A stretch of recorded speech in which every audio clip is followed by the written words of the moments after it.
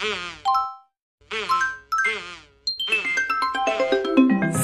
notation. Hindi mo ba alam kung paano mag-solve ng sigma notation? Hindi mo ba alam ang mga steps na dapat sundin upang makuha ang sagot nito? Nako, ikaw ay nasa tamang video dahil ngayon ay tuturuan kita kung paano nga ba mag-solve ng sigma notation into easy way. Wala nang echos-echos, wala nang chorba-chorba, halina kayo! Tara na! All my fellow Filipinos, now this is my side. Listen, look, and listen, and learn.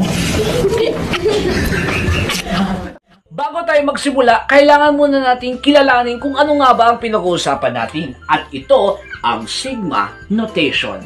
This is the sign of sigma. Now, iisahin natin ang mga ito. The letter M and N ay tinatawag na integers. Ito ang integers. Ang F, close and open parenthesis I, ay tinatawag na suman. Ang I naman is for indexed. Ang M is lower boundary. Saan nga ba yung N? Dito ang M. From the word lower. Ibig sabihin ng lower, sa ibaba. M is lower bound. N naman is upper bound. Sa taas. Ang M sa baba. Ang upper bound, ang N sa taas. Paano masabi? Ayun, at ngayon ay sisimulan na tayo.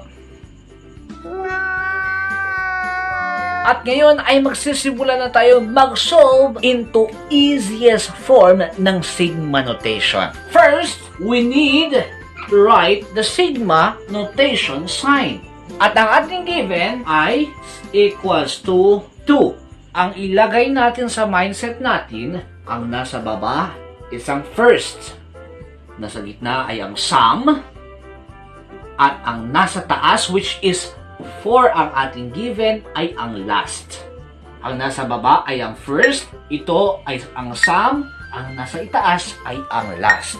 So, meron tayong I is equals to 2 and ang nasa taas ay ang 4. Ito ang kanyang rule.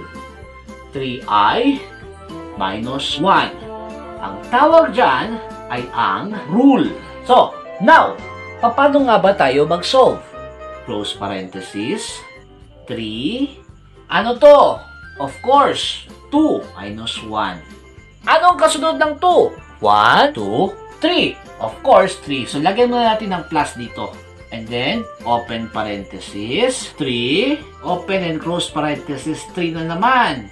Minus 1. Sunod, plus na naman. Addition sign. Open parenthesis, 3. Open and close parenthesis. Anong kasunod ng 3? 1, 2, 3, 4. 4. Minus 1. 3 times 2. Kailangan natin silang i-multiply. 3 times 2 will give you 6. Now, 6 minus 1 equals 5. Now, 3 times 3 equals 9. 9 minus 1 equals 8. 3 times 4 equals 12. Minus 1 is equal to 11. Kailangan natin siyang i-add.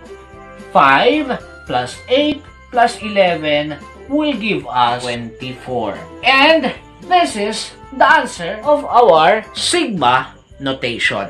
Ngayon, paano ko ma-justify or paano natin malalaman na ito na talaga ang answer? Gagamit tayo ng scientific calculator. Okay lang kahit sa cellphone. So, tawag dito is calces at dito natin malalaman kung paano nga ba i-identify natin kung tama na ba ang ating answer. So, ayan. Pindutin natin ang shift at ang log.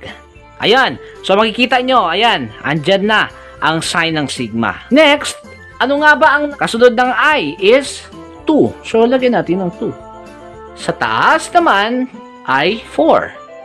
Ayan, kasi 4 na sa taas natin. 4. Next, ang side. Ang side natin is 3i. Paano natin i-add to? Dahil wala namang I dito sa scientific calculator. So, pwede natin gamitin or gagamitin natin ang letter X. Paano nga ba makukuha ang letter X? We need to press the alpha and the close parenthesis. Ayan na, may X na tayo. Minus 1. And it will give you 24. Yan lang mga kapatid, mga kapuso, ang ating leksyon para sa araw na to. That's for all about the sigma notation, and I do hope na may natutunan kayo kahit papano. This is the simplest way of solving sigma notation. Again, I'm Jasper Gulang. Thank you very much, and I hope you'll enjoy our lesson.